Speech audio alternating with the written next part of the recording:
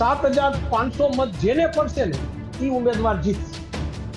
છેલ્લી ઘડીના જે તબક્કાની અંદર આજે મતદારોને બનાવવા માટે કિરીટભાઈ અને ગોપાલભાઈ એની ચોકીનું જોર લગાવી રહ્યા છે.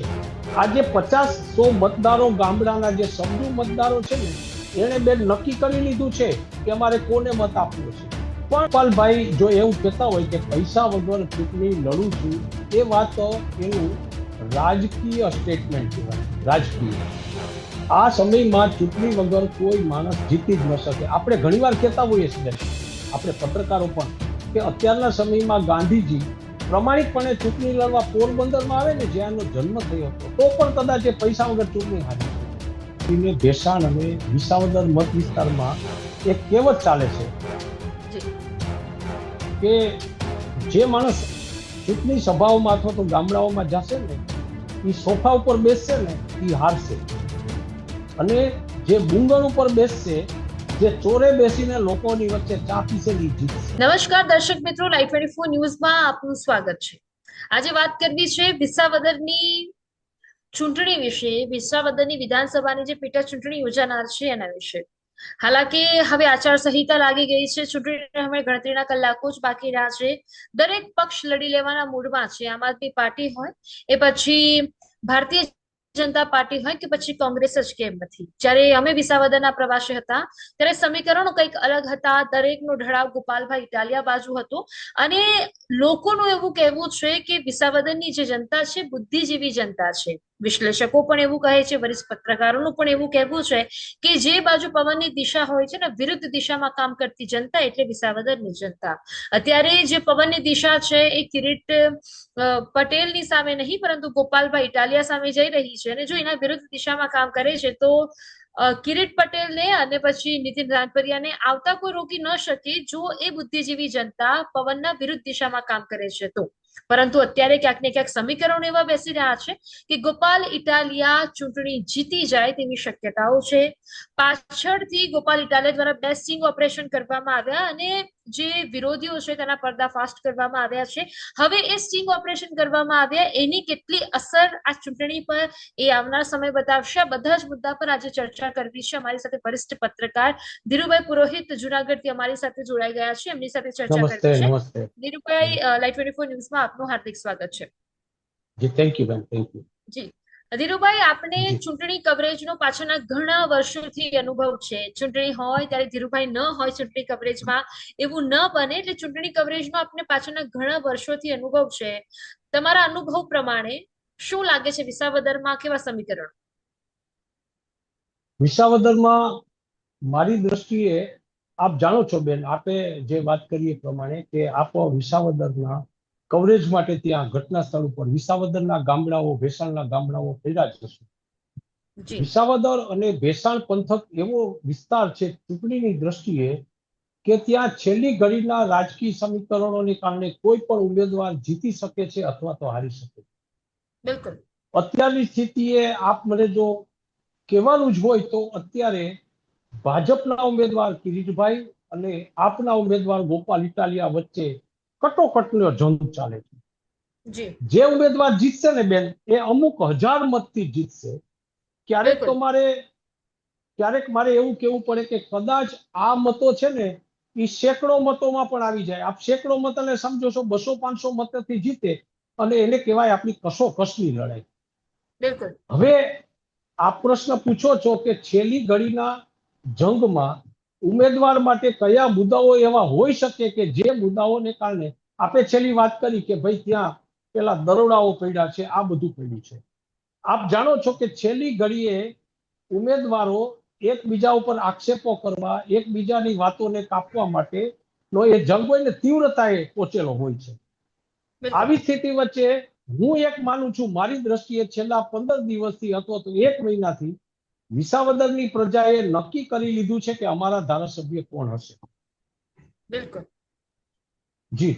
અને એને માટે કદાચ આજે રાત સુધીમાં પીઢ લોકો અથવા તો જે અનુભવી રાજકીય લોકો છે ને, સાંજ સુધીમાં બુથ કક્ષાએ જ્યારે બંને પાર્ટીઓનું આયોજન થઈ જશે ને, ત્યારે અમારા જેવા જે ખૂબ અનુભવી લોકો છે, જે લોકોએ ચૂંટણીના કવરેજને છે ગામડાઓ સુધી જઈને કર્યું છે ને, અમે સાંજ સુધીમાં આગાહી કરી આપશું કે કદાચ આ ઉમેદવાર જીતે છે. બિલકુલ. બેન, જી મુસ્કાન, જી જી. જી ધીરુભાઈ, મારો બીજો પ્રશ્ન છે કે ચૂંટણી ટાઈમે મને પણ ખબર છે, તમને પણ ખબર છે કે પૈસા 94 પછી 500 રૂપિયા હોય, 1000 રૂપિયા હોય, એ આપીને મતદારોને રીઝવવાના પ્રયાસો થતા હોય છે. એ પછી દારૂની બોટલો જ કેમ નથી? આમ તો ગુજરાત ડ્રાય સ્ટેટ છે, પરંતુ જ્યારે ચૂંટણી આવે છે ત્યારે દારૂની રેલમછેલ જોવા મળતી હોય છે. એ ટાઈમે એ નથી જોતું કોઈ કે ગાંધીના ગુજરાતમાં દારૂ પર પ્રતિબંધ છે, એવું કોઈ નથી જોતું. પણ એ દિવસે બી મતદારોને એક બોટલ આપીને ખાલી એટલું કહેવામાં આવે છે કે ભાઈ બીજા દિવસે બોટલ લઈ જજે, પણ મત મને આપી જજે. જેમ આ બધા ચૂંટણી માટે જે રૂપિયા ખર્ચી રહ્યા છે, એ આમ આદમી પાર્ટીના ગોપાલ ઇટાલિયા હોય, ભારતીય જનતા પાર્ટીના કિરીટ પટેલ હોય કે પછી નીતિનભાઈ રાણપરિયા કોંગ્રેસના જ કેમ નથી, દરેક લોકો પૈસા ખર્ચે છે. ચૂંટણી કમિશનમાં જે રીતે 35 લાખ રૂપિયા, 30 લાખ રૂપિયા એમની વ્હાઇટ ઇન્કમ બતાવે છે, જો ખરેખર એટલી જ ચૂંટણીથી, એટલા જ પૈસાથી એ ચૂંટણી લડતા હોય તો પછી મારે મારી પત્રકારિતા છોડી દેવી પડે. જો એટલા જ પૈસાથી ચૂંટણી લડતા હોય તો શું કેવું ધીરુભાઈ? તમે સાચા છો બેન. જી ફક્ત વિસાવદરની ચૂંટણી જ નહીં, ચાહે રાજ્ય કક્ષાએ આપણા ધારાસભાની ચૂંટણી હોય કે જી લોકસભાની કક્ષાએ, હવે તો નગરપાલિકાની ચૂંટણીમાં પણ આપ કહો છો એ પ્રમાણે પૈસાની રેલમછેલ ચાલે છે, દારૂની રેલમછેલ ચાલે છે, અને મતદારોને રીઝવવા માટે પણ એ કામગીરી થતી હોય છે. આપ પત્રકાર તરીકે ખૂબ સાચા છો. જી પણ મારે જ્યારે વિસાવદર અને ભેસાણની વાત કરવી છે તો હું એ કહી શકું કે ભેસાણ અને વિસાવદરની જનતા મારી દ્રષ્ટિએ એટલી પરિપક્વ થઈ ગઈ છે કે કોઈ પણ આવા આક્ષેપો, ચૂંટણીની અંદર મતો ખરીદવા માટેના પ્રયાસો, એનાથી ઉપર ઉઠીને મતદાન કરીને ત્યાં પોતાને મનગમતો ધારાસભ્ય ચૂંટશે એવું હું ચોક્કસ માનું છું. જી બિલકુલ. એટલે ધીરુભાઈ, આ ટાણે એ ભેસાણની જનતા હોય કે વિસાવદરની જનતા હોય, એને ચહેરો જોઈને ઉમેદવાર ચૂંટવાની જરૂર છે કે પછી એ કયા પ્રકારના કામ કરે છે એ જોઈને ચૂંટવાની જરૂર છે? કારણ કે પાછળના 17 વર્ષથી ભારતીય જનતા પાર્ટી એ વિસાવદરની સીટ પર બેસવા માટે વલખા મારી રહી છે. હાલાકી ગોપાલભાઈ ઇટાલિયા અને ભારતીય જનતા પાર્ટી વર્સિસ અહીંયા જંગ જ છે. નીતિન રાણપરિયાની હું અવગણના નથી કરતી, પરંતુ જે પ્રમાણે સમાચારો સામે આવી રહ્યા છે એ પ્રમાણે ભાજપ વર્સિસ આપ લાગી રહ્યું છે. હાલાકી કિરીટભાઈ પટેલ પણ ઉમેદવાર તરીકે ખૂબ જ વર્ચસ્વ ધરાવતા ઉમેદવાર છે. હું આમ આદમી પાર્ટીના ગોપાલભાઈ ઇટાલિયાની વાત કરું તો સુરતના કતારગામમાં ચૂંટણી હારીને એમને એવું પણ સંબોધન આપવામાં આવ્યું છે કે આયાતી ઉમેદવાર છે અને વિસાવદરમાં ચૂંટણી લડે છે. લોકો એવું પણ કહી રહ્યા છે કે આ વખતે ગોપાલ ઇટાલિયાને વોટ આપવા છે કારણ કે એક કેશુ બાપાના જેવા કાર્યો કરશે. પણ મને નથી લાગતું એક પત્રકાર તરીકે કે કેશુ બાપાએ જે પ્રકારના કામ ખેડૂતો માટે કર્યા છે ધીરુભાઈ, એ પ્રકારના કામ આ ત્રણેય ઉમેદવારોમાંથી કોઈની પણ કરવાની તાકાત હોય. વેરી ગુડ બેન, બહુ સારો પ્રશ્ન છે તમારો. જી પહેલા તો હું કોંગ્રેસની વાત કરું બેન. જી કોંગ્રેસના ઉમેદવાર લગભગ ત્રીજા નંબરે રહેશે. બિલકુલ. એટલા માટે રહેશે કે છેક છેલ્લી ઘડીએ કોંગ્રેસે પોતાનો ઉમેદવાર જાહેર કર્યો છે. ગોપાલ ઇટાલિયાની જ્યારે મારે વાત કરવાની હોય તો વિસાવદર અને ભેસાણ પંથકમાં આપ જાણો જ છો કે લગભગ 150 થી વધુ, એટલે 165 ગામડાઓનો બહુ મોટો મત વિસ્તાર છે, જેની અંદર વિસાવદર તાલુકો આખો, ભેસાણ તાલુકો આખો અને જુનાગઢ તાલુકાના ઘણા બધા ગામો. આ ત્રણ તાલુકાઓ વચ્ચે વેચાયેલો આ મત વિસ્તાર એ એટલો બધો અટપટો અને ચૂંટણી જીતવાની દ્રષ્ટિએ થોડો મુશ્કેલ વિસ્તાર છે કે ત્યાં કોઈ પણ ઉમેદવાર જલ્દીથી ચૂંટણી જીતી શકે એ વાત બહુ અઘરી બની. હવે તમે કેશુબાપા વાળી વાત કરી તો કેશુબાપા ના પેગડામાં પગ મૂકી શકે એવા તો કોઈ વ્યક્તિ હવે નથી થવાના. પણ સાથે સાથે આપ પણ જાણતા જશો, આપ જ્યારે ચૂંટણી ડિબેટ વારંવાર કરી ચૂક્યા છો બેન, તમને એ વાતની ખબર જ હોય છતાં આપણા દર્શકો માટે આપણે વાત કરીએ તો કેશુભાઈએ એના સંતાન, એના દીકરા માટે જ્યારે ભરતભાઈ માટે અપીલ કરવા નીકળ્યા હતા ત્યારે આ મિત વિસ્તારે કેશુભાઈનું પણ માયના નહીં. એટલે કેશુભાઈના પેગડામાં પગ ન થાય, પણ અહીંયા તો કોઈ ગુણવત્તાવાળા માણસો આવીને એમ કે ભાઈ તમે ગોપાલભાઈને મત આપજો, કે તમે કિરીટભાઈને મત આપજો, કે તમે રાણપરિયાજીને મત આપજો, તો એ નેતાઓનું કેટલું માને ને આ વિસ્તાર, એ એની ઉપર મોટો પ્રશ્નાર્થ છે. મહત્વની વાત અહીંયા એ છે કે સૌથી મોટો જંગ અત્યારે કિરીટભાઈ અને ગોપાલભાઈ વચ્ચે ચાલે છે. બિલકુલ. છેલ્લી ઘડીના સમીકરણો એટલે કઈ રીતે ચાલે છે એ મેં ગઈકાલે ખૂબ લેસન કરીને એની કામગીરી કરી છે, આપને સમજાવું. છેલ્લે હું એમ કહું કે દરેક ગ્રામ્ય પંથકમાં અત્યારે અમારા જુનાગઢ જિલ્લામાં કે સૌરાષ્ટ્રની વાત કરો ને, તો ગામડાના 25-50 મતદારો એવા હોય કે જે મતદારો ખૂબ ડાયા મતદારો, જે સમજુ મતદારો, જેને આપણા જેવા પત્રકારો વારંવાર આમથી તેમ ફેરવી પૂછે ને તો પોતાનું મન ન કળવા દે એવા મતદારો હોય છે.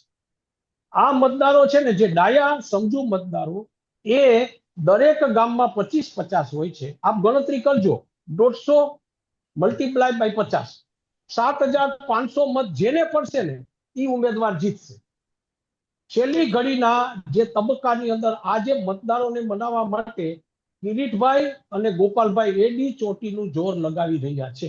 આજે 50-100 મતદારો ગામડાના જે સમજુ મતદારો છે ને, એને બેન નક્કી કરી લીધું છે કે અમારે કોને મત આપવો છે.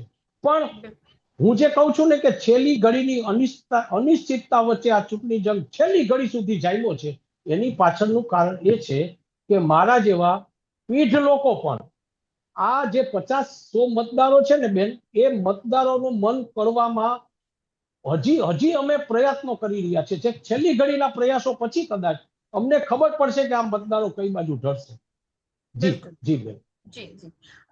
ધીરુભાઈ, મારો પ્રશ્ન બીજો એક છે કે જ્યારે હું ગ્રાઉન્ડ રિપોર્ટ પર હતી ત્યારે ગોપાલભાઈ સાથે અમારી વાતચીત થઈ હતી, ત્યારે ગોપાલભાઈ એવું કહ્યું હતું કે હું વગર રૂપિયે ચૂંટણી લડી રહ્યો છું, મને બધાનો સાથ અને સહકાર છે અને ખેડૂતો માટે હું ચૂંટણી લડી રહ્યો છું. અને એ જ દિવસે મેં વરબી વાસ્તવિકતા જોઈ કે ગોપાલભાઈની પાછળ 15 ગાડીઓ હતી, નીતિન રાનપરિયાની પાછળ માંડ 2-3 ગાડીઓ જોવા મળી. અને ભારતીય જનતા પાર્ટીની તો વાત થાય એમ જ નથી, કારણ કે 3 પક્ષ પાસે ડીજે હતા એ દિવસે, 3 પક્ષ પાછળ ગાડીઓ હતી, 3 પક્ષ ખર્ચા કરતું હતું. તો પછી પૈસા વગર ગોપાલ ઇટાલિયા અને કોઈ બીજું એવું કહેતું હોય કે પૈસા વગર હું ચૂંટણી લડું છું, તો એ વાત મારા ગળાની નીચે નથી ઉતરતી. નહીં બેન, આપ સાચા છો. જી.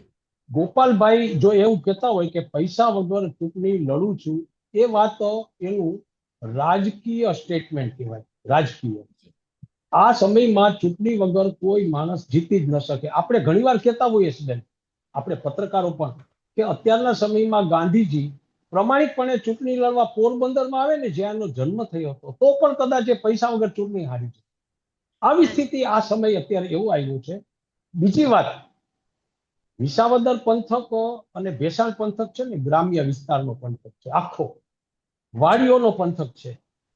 તમે બે ઉમેદવારને પૂછજો ખાલી એ પ્રશ્ન કે તમે કેટલી ભજીયા પાર્ટીઓ કરી, તમે વાડીઓમાં જઈને ક્યાં ક્યાં મોટા મોટા સમારંભો કર્યા છે, બહુ મોટા મોટા ભોજન. ભજીયા પાર્ટીઓ તો ઠીક છે, જેને ફૂલ થાળીવાળા ભોજનો બંને પાર્ટીઓ છેલ્લા 10-15 દિવસથી વાડીઓમાં અને ગ્રામ્ય વિસ્તારોમાં આપી રહી છે. પૈસા વગર ચૂંટણી ન લડાય. પણ આપણે કાંઈ કોઈ ઉપર આક્ષેપ કરીને વાત નથી કરવી, પણ તમે કહો છો ને એ પ્રમાણે એનું જે ચૂંટણીની જે ખર્ચની મર્યાદા છે ને, એ મર્યાદામાં રહીને જો ચૂંટણી લડે ને તો પણ એ સારી વાત કહેવાય, એવું હું માનું છું મારી દ્રષ્ટિએ. બિલકુલ. એટલે જ્યાં ચૂંટણી લડાતી હોય ત્યાં પૈસા આવતા હોય છે, પૈસા વપરાતા પણ હોય છે, સ્વાભાવિક બાબત છે. અને દરેક લોકો સમજે છે, કારણ કે મતદારોને રીઝવવા ક્યાંથી, શબ્દોથી રીઝવવા મતદારોને હવે બહુ મુશ્કેલ થઈ ગયા છે. ગાંધીજી બતાવીએ, નોટ બતાવીએ તો મતદારો રીઝવાય, ચવાણું આપીએ તો રીઝવાય, અને દારૂ જે પીતા હોય એમને રેલમછેલ કરીએ તો એ રીઝવાય. અત્યારે આવી પરિસ્થિતિનું નિર્માણ થયું છે. ધીરુભાઈ, મારો છેલ્લો એક પ્રશ્ન એ છે કે આપ ઘણા વર્ષોથી પત્રકારિતા કરી રહ્યા છો, તમારો ગ્રાઉન્ડ રિપોર્ટ હોય છે જ્યારે ચૂંટણી હોય છે ત્યારે ગ્રાઉન્ડ રિપોર્ટ હોય છે, જેમ આપે જ એક પ્રશ્નમાં મને જવાબ આપ્યો કે તમારા જેવા વરિષ્ઠ પત્રકારો જેવા અમુક લોકો, અમુક ગામમાં અમુક એવા લોકો હશે જે નક્કી કરશે કે આ લોકો અહીંયા વોટ આપશે અને એમના પરથી ચૂંટણીના જે ઉમેદવારો છે જીતે તેવી શંકાઓ ઊભી થાય, જીતે એવી આશંકાઓ આપણને પેદા થાય. જે જનતા છે વિસાવદરની જનતા, એનો મિજાજ હર હંમેશ અલગ રહેલો છે. મને પણ ખબર છે, આપને પણ ખબર છે. દરેક લોકોનું એવું કહેવું છે કે ગોપાલભાઈ આવશે. દરેક લોકો એવું કહે છે કે આ વખતે તો જય ગોપાલ, જય ગોપાલ, જય ગોપાલ જ છે. પરંતુ કિરીટ પટેલના સમર્થકો જે છે એમનું એવું કહેવું છે કે આ વખતે આવશે તો કિરીટભાઈ જ આવશે, બાકી અમે કોઈ ત્રીજાને પગ પેસારો કરવા નહીં દઈએ. તો આ કેટલું યોગ્ય? બેન, મારા કાઠિયાવાડમાં ખાસ કરીને ભેસાણ અને વિસાવદર મત વિસ્તારમાં એક કહેવત ચાલે છે જી કે જે માણસ ચૂંટણી સભાઓમાં અથવા તો ગામડાઓમાં જશે ને, એ જી સોફા ઉપર બેસશે ને, એ હારશે. અને જે બુંગર ઉપર બેસશે, જે ચોરે બેસીને લોકોની વચ્ચે ચા પીશે ને, એ જીતશે. આપ બરાબર સાંભળજો. જી તમે ગાડીઓની લાંબી લાઈન કરીને, બહુ મોટા મોટા દેખાવો કરીને ચૂંટણી જીતવા જશો ને, તો એ વિસાવદરની જનતા એનાથી નહીં ભરમાય. જી તમારે જોવું જોઈએ. તમે તો એ કદાચ જોયું જ હોય. અને અમે તો ભરતભાઈ પટેલની સાથે જે ચૂંટણી પ્રચારમાં જતા ને, ત્યારે એની સાથે અમે ગયેલા છીએ. છેલ્લી ચૂંટણીમાં અમે એ વખતે ભરતભાઈ અને સામે જે રાબડિયા હતા હર્ષદભાઈ સાથે પણ ચૂંટણી કવરેજ કર્યું છે. હર્ષદભાઈ એ વખતે ચૂંટણી એકમાત્ર એટલા માટે જીતા કે એ માથે ફાળિયું બાંધીને મોટરસાયકલ લઈને ગામડે ગામડે ફરતા હતા, અને એની સાદગી લોકોને હૃદયસ્પર્શી બની હતી. જી એટલે અત્યારે હજી કહું છું કે જે ઉમેદવાર જીતશે ને, એ ઉમેદવારે પોતાની સાદગી લોકો પાસે સાબિત કરવી પડશે. તમારો એક સવાલ છેલ્લો એ છે કે છેલ્લી ઘડીના સમીકરણોની અંદર તમારે નક્કી કરવાનું છે. તો હું તમને કહું, એ કઈ રીતે નક્કી થઈ શકે એની પણ એક વાત અમે લોકો જાણતા હોઈએ છીએ. આજે જી આરસી પાટીલ સાહેબ આવે છે આ મત જી વિસ્તારમાં, અને બૂથ લેવલની ચૂંટણી વ્યવસ્થાનું મોનિટરિંગ એ પોતે કરશે. પ્રદેશ જી પ્રમુખ જાતે આવીને કિરીટભાઈની ચૂંટણી અંગેનું જે બૂથ કક્ષાએ જે કાલે જે મતદાન થવાનું છે ને, એના બૂથ ઉપર દરેક બૂથ ઉપર 3-3, 4-4 લોકો કોને બેસાડવાના છે એ નક્કી પ્રદેશ કક્ષાએથી બેઠેલા અધિકારી પદાધિકારીઓ અને નાના કાર્યકરો વચ્ચે સંકલન કરીને નક્કી થશે. બિલકુલ સામે પક્ષે ગોપાલભાઈ એ પણ આવી વ્યૂહરચના ગોઠવી લીધી છે, અને જી ગામડે ગામડે એના ઉમેદવાર એના લોકો કઈ જગ્યા ઉપર ક્યાં ક્યાં ગામમાં ક્યાં મૂકવા, એ બધી વાત પણ લગભગ નક્કી થઈ રહી છે. હવે બિલકુલ આની વાત એ આવશે કે છેલ્લી ઘડીએ કયો માણસ પોતાની વ્યવસ્થા સજ્જડ રીતે કરી શકશે અને પોતાના મતદારોને મતદાન સુધી પહોંચાડી શકશે ને, એ માણસ છેલ્લી ઘડીના મતોમાં વિજેતા થાય, એવું મારું માનવું છે. જી બિલકુલ બિલકુલ. ધીરુભાઈ, એક છેલ્લો પ્રશ્ન છે આપને. આમ તો હું ક્યારની બી કહું છું છેલ્લો પ્રશ્ન, પણ જે પ્રમાણે તમારી પાસે જાણવાથી ખૂબ જ આનંદ થઈ રહ્યો છે, એટલે કે હમણાં જ ગોપાલ ઇટાલિયા દ્વારા સ્ટિંગ ઓપરેશન કરવામાં આવ્યું. આપણે પત્રકારો છીએ એટલા માટે આપણે વાત કરી રહ્યા છે. આપણે કોઈના પર આક્ષેપ પ્રત્યાક્ષેપ નથી કરવા. પરંતુ રાહુલ ગાંધી જયારે આવ્યા હતા અમદાવાદના પ્રવાસે, ત્યારે એમને એવું કહ્યું હતું કે જે ભારતીય જનતા પાર્ટીની બી ટીમ તરીકે કામ કરે છે એ બધા લોકો હવે અટકાઈ જજો.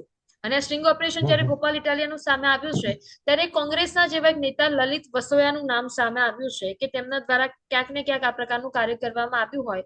તો આમાં ભારતીય જનતા પાર્ટીની બી ટીમ તરીકે શું લાગે છે, લલિત વસોયા કામ કરી રહ્યા હોય કે ના? બેન, અત્યારે જ્યારે ભારતીય જનતા પાર્ટી કોંગ્રેસના ઉમેદવાર છેલ્લી ઘડીએ જાહેર થયા ને, જી ત્યારથી જ અમને એવું લાગતું હતું, અને આપના પ્રશ્નનો જવાબ કદાચ એમાં જ આવી જશે. જી તમે આપ વિચારો કે ચૂંટણી લડવા માટે મેં ગઈકાલે મારે એક ચેનલ ઉપર ડિબેટ થઈ ને, ત્યારે એના કોંગ્રેસના પ્રવક્તા જે પ્રદેશ કક્ષાએથી બેઠા હતા, મેં એને એક પ્રશ્ન કર્યો. જે પ્રશ્નનો એ જવાબ નથી આપી શક્યા ને, એ નથી જવાબ આપી શક્યા ને, એમાં આપના પ્રશ્નનો જવાબ આવી જશે. મેં એને પૂછ્યું કે ભાઈ, તમારી સ્પર્ધા ભાજપના ઉમેદવાર કિરીટભાઈ સાથે છે કે તમે ગોપાલભાઈ આપના ઉમેદવાર ગોપાલ ઇટાલિયાની સામે ચૂંટણી યુદ્ધ કરી રહ્યા છો? જી મારા પ્રશ્નનો જવાબ કોંગ્રેસના પ્રવક્તા ન આપી શકે. કોંગ્રેસ છેલ્લી ઘડીએ ચૂંટણીના મેદાનમાં આવે છે, અથવા તો જુનાગઢ, હું તમને એનો એક બીજો દાખલો દઉં. જુનાગઢ કોર્પોરેશનની ચૂંટણી આપ જાણો જ છો, ખૂબ રસાકસી ભરી હતી. છેલ્લે સુધી અમે પત્રકારોએ જુનાગઢના પ્રશ્નો અંગે એટલી બધી રજૂઆતો અમારા વર્તમાન પત્રો કે ટીવી ચેનલોમાં કર્યા પછી અમને બધાને એમ લાગતું હતું કે આ વખતે ભાજપ માટે શાસન લેવું અઘરું છે, અને એની સામે સ્પર્ધા હતી કોંગ્રેસની.